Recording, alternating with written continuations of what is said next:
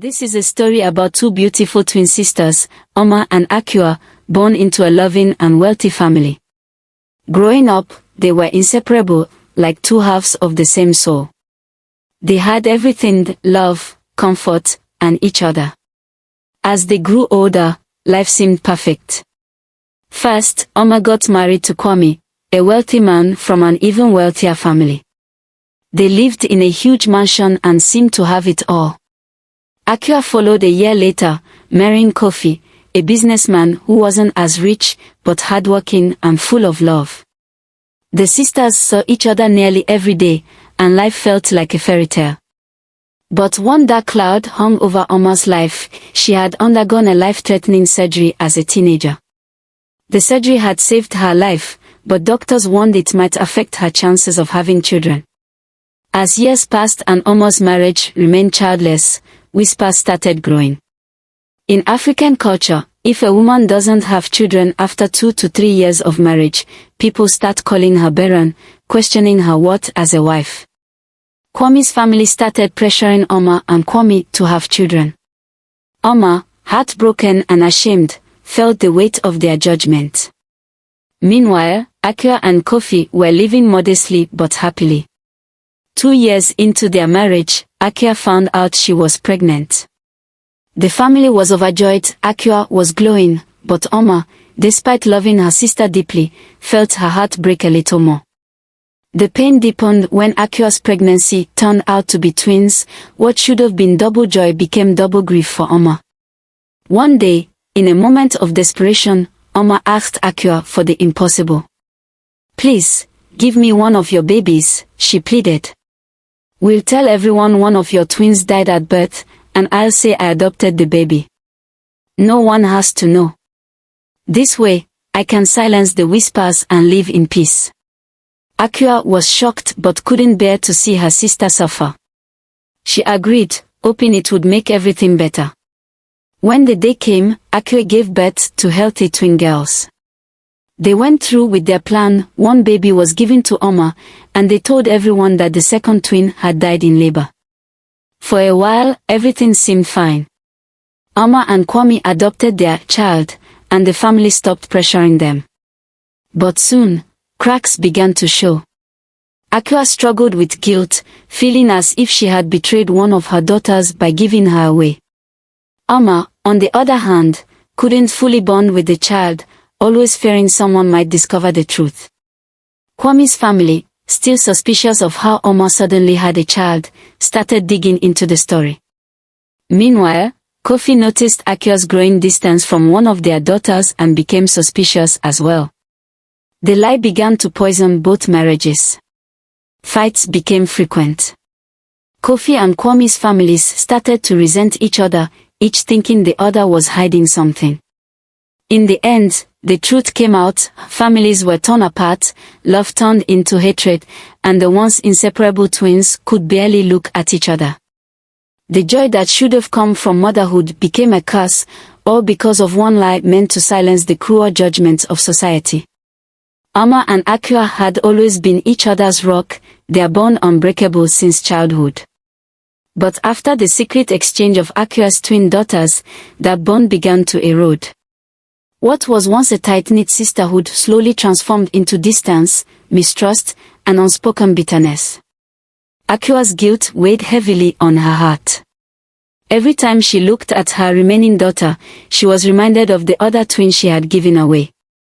Her husband, Kofi, could feel the change in her, sensing that something deeper was tearing at her soul. Their marriage became strained, filled with silent dinners and sleepless nights. Akua couldn't bear to visit Oma as often as before, and when they did see each other, the air was thick with tension. The lie had dug a deep trench between them, one they couldn't climb out of. Oma, on the other hand, was battling her own demons. Though she loved the child she had taken in, there was always a nagging fear in her mind. What if someone found out? What if Akua changed her mind and wanted her child back? Worse still, Oma felt like a fraud. She had the wealth, the house, the family name, but the child she called hers wasn't truly hers. The shame gnawed at her, making her pull further away from Akua. Kwame's family, still suspicious of the sudden adoption, started pushing Oma and Kwame to move away, to distance themselves from the scrutiny of others. They believed it would be best for the child to grow up without the constant questioning of their community. Reluctantly, Oma and Kwame moved to a new city, taking the adopted twin with them. The distance between the sisters became not just emotional but also physical. What used to be daily visits turned into once-a-month awkward catch-ups, and eventually, they stopped seeing each other entirely. As the years passed, the twins, though sisters by blood, grew up in two different worlds. One, the adopted twin, lived in luxury with Oma and Kwame in their grand mansion, surrounded by wealth and privilege. The other lived a modest but loving life with Akua and Kofi, unaware that she had a twin sister just a few towns away. The twins barely knew each other, and the gap between them grew just as it had between their mothers. But the secret was too big to stay buried forever. When the twins were approaching their second birthday, Oma and Akua's mother, who had always sensed something was wrong, suggested that they celebrate the girls' birthdays together. They are sisters, after all, she said. It would be good for them to be close, to know each other as they grow. Oma froze at the suggestion, and so did Akua. They hadn't spoken about the secret in 2 years, and the idea of bringing the twins together filled them both with dread. But their mother's words tugged at their hearts. After all, they had grown up inseparable, why shouldn't their daughters have the same bond? Reluctantly, they agreed to a joint birthday celebration. The day of the party was filled with awkward tension. Both families arrived with fake smiles and forced cheer. The twins, unaware of the weight of the day, played innocently with each other. They were drawn to one another, like two magnets, laughing and sharing toys as if they knew, deep down, that they were connected in ways no one had yet told them. As the day went on, their grandmother watched the two girls play and couldn't help but notice the striking resemblance between them. They look so much alike, she commented, her eyes narrowing with curiosity. It's almost like they could be twins. Oma and Akua exchanged nervous glances, their hearts pounding. The lie was teetering on the edge, threatening to come crashing down with one wrong word, one slip of the tongue. From that day forward, their mother continued to push for more joint celebrations, more opportunities for the girls to bond. But each gathering only deepened the cracks in the sisters' already fractured relationship. The twins grew closer with each party, but Oma and Akua drifted further apart, their secret looming larger than ever. As the twins reached 5 years old, they began to ask questions. Why do we look so alike? Why do we have the same birthday? The once innocent curiosity started to dig at the heart of the lie. Akua's guilt was unbearable. Every time she looked into her daughter's eyes, she saw the truth reflected back at her. Oma, too, was tormented. She couldn't look at the child without fearing the inevitable day when everything would come undone. Then, one fateful evening after a family gathering, one of the twins asked the question that shattered the silence. Are we twins, Mommy? Oma froze, her heart racing. Akua's eyes filled with tears, and in that moment, everything changed. The carefully constructed walls of deception came tumbling down, and with it, the fragile peace between the families. The truth was finally out. Oma's daughter, now old enough to understand, was devastated by the revelation that her whole life had been a lie. The sisters, once inseparable, relationship was now broken beyond repair. The guilt, the lies, the pressure from society, it had all come crashing down, destroying the bond they had cherished for so long. Their families, once close, became bitterly divided, and the twins, who had been kept apart for so long, now struggled to find their place in the tangled web of lies that had shaped their lives. Oma and Akua's relationship had been fractured by lies and secrecy. Their once unbreakable bond had all but crumbled under the weight of the impossible decision they had made, but despite everything, Oma and Kwame never gave up hope for a family of their own. They loved the child they had raised, but Oma knew in her heart that although the truth had come out, and her sister's daughter might choose to leave them and return to her real parents, the fear of losing her child never left Oma, but still, she and Kwame continued to try for a baby of their own. After years of disappointment, doctor visits, and failed attempts, Oma and Kwame finally decided to try in vitro fertilization, IVF. It was their last hope, a final chance at parenthood after years of struggle, embarrassment, and shame. The process was long and emotionally draining, but they held on to each other and the hope that one day, their efforts would pay off. All the while, Oma wrestled with her guilt and fear about raising her sister's child, knowing that the truth was already out and might one day shatter the life they had built. As the years passed, the twins, who were now aware of the truth about their birth, had grown into beautiful, inquisitive girls.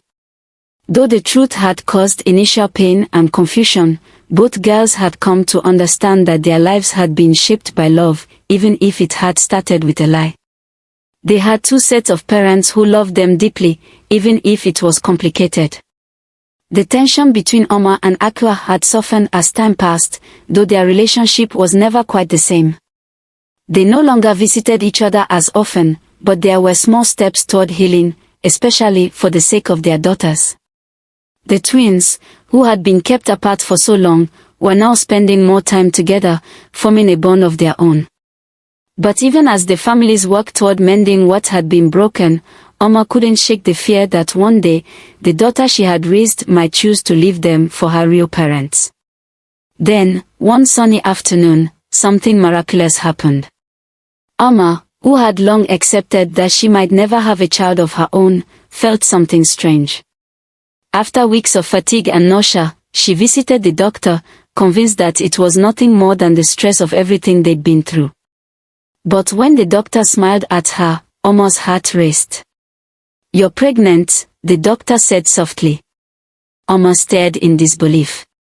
That's impossible. I went through surgery. I've tried for years." "Sometimes miracles happen," the doctor replied. Tears filled Oma's eyes as the news sank in. After all these years, after the heartbreak, the lies, the struggle, she was finally going to have a child of her own.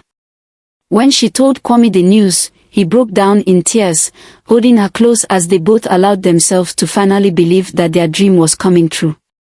The months that followed were filled with joy. The weight of the past was still there, but now there was hope, a chance for a new beginning. Oma's pregnancy brought a new light into their lives, and it also helped to heal some of the wounds between her and Akua. As her belly grew, the two sisters began talking more often, rekindling some of the closeness they had lost. Akua, happy for her sister, visited often, bringing gifts and advice, their shared joy slowly erasing the bitterness that had once kept them apart.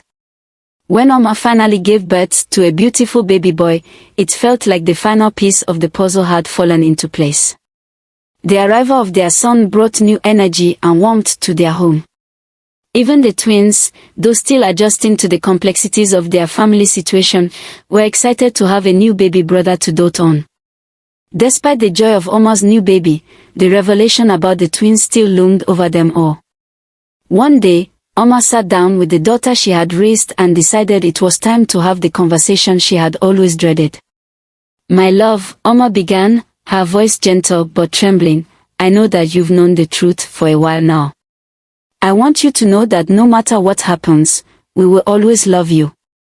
We are your parents, but we know that Akua and Kofi are your parents, too.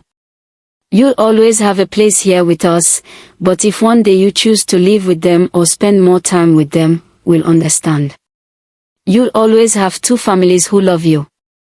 The young girl, who was now 10 years old, looked up at Oma, her innocent eyes full of understanding that belied her years.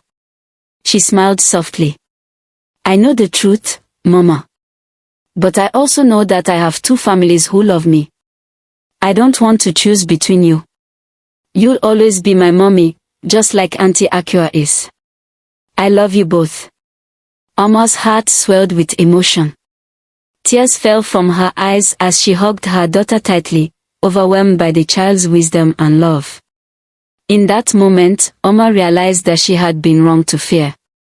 Love, not blood, was what made them a family. The past couldn't be changed, but the future could be shaped by the love they had all shared. With Oma's new son and the twins growing closer by the day, the once broken family began to heal. Akua and Oma's relationship, though forever changed, found a new balance, one built on honesty, forgiveness, and the love they both had for their children. Though the lie had once torn them apart, the truth, and the miracle of Oma's own child, brought them back together. The twins, knowing they were loved by both their mothers, grew up as sisters in every way that mattered. And Oma, who had once feared losing the child she had raised, now knew that love wasn't something that could be divided. It only grew stronger the more it was shared. In the end, the family wasn't perfect, but it was whole. And in their own way, they had found a happy ending, a story of redemption, healing, and the power of love to overcome even the deepest scars. Please like, comment on the story and turn on your notification bell so you won't miss any future stories when we post.